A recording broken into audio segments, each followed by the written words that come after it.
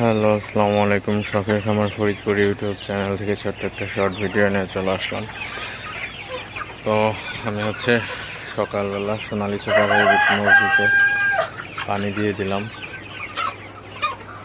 তো মুরগিকে সকালে পানি দিলে মুরগি কিন্তু প্রচুর পরিমাণে পানি খায়। ও এখন প্রচণ্ড গরম, তো এই গরমের মধ্যে আসলে মুরগি কিন্তু অনেক পানি খায়। তো প্রায় দ্বিগুণ হারে পানি খাওয়া শুরু করছে মুরগি। প্রচুর পরিমাণে গরম, এই গরমের মধ্যে মুরগি পানি বেশি খাইলে মুরগির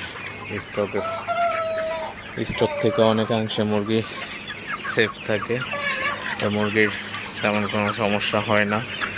তো আপনারা প্রতিদিন 3 বার করে পানি দিবেন। তো প্রতিদিন ফ্রেশ পানি যত দিবেন মুরগিগুলো তত বেশি সুস্থ থাকবে এবং মুরগি স্টক করবে না।